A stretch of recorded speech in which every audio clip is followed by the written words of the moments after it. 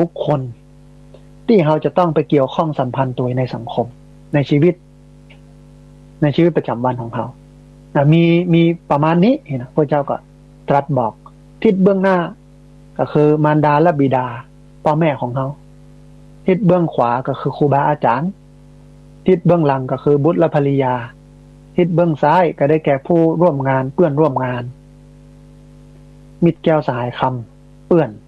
คนร่วมงานทิศเบื้องล่างก็คือผู้ใต้บังคับบัญชาหรือว่าลูกจ้างทิศเบื้องบนได้แก่พระสงฆ์สามเณรนักบวชทั้งหลายนี่คือทิศหกที่ในพุทธศาสนา มีให้ไหวมีให้ปฏิบัติ แต่บ่ใช่ไปไหวนะมันมีวิธีการปฏิบัติของเพื่อนโลกอันนี้พระพุทธเจ้าได้ตรัสอู้กับสิงคละกะมานพ พระเจ้าก็บอกว่าทิศเบื้องหน้าหรือว่าทิศตะวันออกเนี่ยจะคือพ่อแม่เป็นบุคคลที่มีอุปการะแก่เฮามาก่อนเฮาจะต้อง ดูแลพ่อแม่5อย่างเนอะ1เปิ้นเลี้ยงเฮามาแล้วก็ต้องเลี้ยงเปิ้นตอบ2ช่วยเปิ้นเนี่ยการทำงาน 3ดำรงวงตระกูล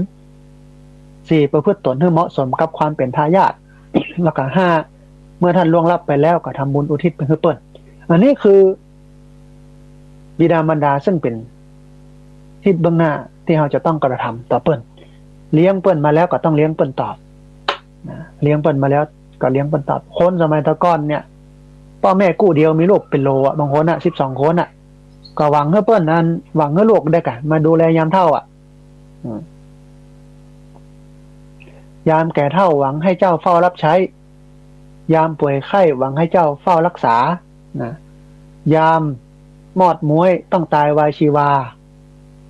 หวังให้เจ้าเฝ้าหาพาไปเข้าเมน พ่อแม่เปิ้นหวังอย่างนั้นหวังเพื่อทำบุญไปเพื่อตอนตายตอนยังตอนอยู่ก็ดูแลเปิ้นเนาะก็เปิ้นเลี้ยงมาแล้วก็ต้องเลี้ยงเปิ้นตอบอันที่1อันที่2ช่วยทำงานของเปิ้นอันที่3ดำรงวงตระกูลก็คือประพฤติตนให้มันอยู่ในศีลกินในธรรมบ่ให้เสื่อมเสียชื่อเสียงเพราะว่าเวลาเนี่ยเสียมาอย่าทำโรคภัยน่ะอันไอ้นั้นที่มันไปฆ่าเปิ้นนั้นโรคภัยนะอันนายกคนนั้นที่มันไปโกงเปิ้นน่ะมันโรคภัยเนี่ยโอ้อันนั้นมันเป็นโรคภัยมันเนี่ยบ่ดีเนี่ยดำรงวงตระกูลต้องไม่ใช่แค่ว่าเฮาคนเดียวหรอกมันพาไปหมดไปเสี่ยงเพราะฉะนั้นต้องดำรงวงตระกูลแต่เมื่อนึงคือประพฤติตนให้เหมาะสมกับความเป็นทายาทข้อ5เมื่อท่านล่วงลับไปแล้วทำบุญอุทิศไปให้ท่านก็ต้องมันทำบุญอุทิศไปให้เปิ้นเงินจีปีใหม่เข้าพรรษาออกพรรษามันก็ยังน้อยไปนะบางคนทำทุกวันพระบางคนตักบาตรทุกวันบางคนนี่ลืมไม่ก็ตาย7วันตายร้อยวันก็หมดละบ่สนใจยังละก็ได้กินแหมเตื้อกับพวกทำบุญเปตพีแหมเตื้อก็สงกรานต์หรือว่าปีใหม่เมือง เพราะฉะนั้นนี่เป็นหน้าที่ของบุตรนะที่จะต้องกระทำต่อบิดามารดาทีนี้ท่านผู้ฟังบิดามารดาเมื่อได้รับการบำรุงจากบุตรธิดาอย่างนี้แล้ว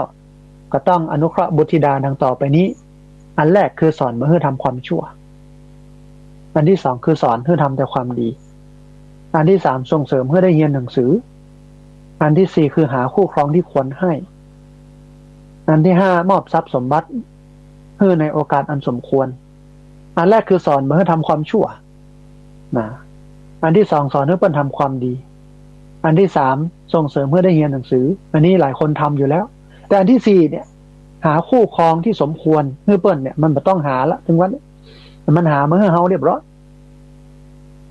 ได้จับยามดีก็ดีจับยามบ่ดีก็ถึงบ่ดีนะอันลูกไปกับแม่ผัว บางทีมันก็บ่จับห้อมกันแต่ยุคก่อนสมัยก่อนอ่ะเปิ้นต้องปามือพ่อกันแล้วพ่อแม่ต้องเป็นคนร่วมกันตัดสินใจเพราะว่าชีวิตเปิ้นบ่ใช่ของเราอ่อนคนเดียวพ่อแม่ก็ต้องมาดูแลผิดพลาดหยังต่างๆก็ต้องอยู่ที่เปิ้นนี้พ่อแม่ก็ต้องมารับนี้แต่ถึงวันนี้มันมีวัฒนธรรมแบบนั้นมันก็เป็นเรื่องของเขาที่จะต้องไปทำไปแต่ว่าเขาก็พอก็ก้อยอันนะให้มันอยู่กันได้ไปกันได้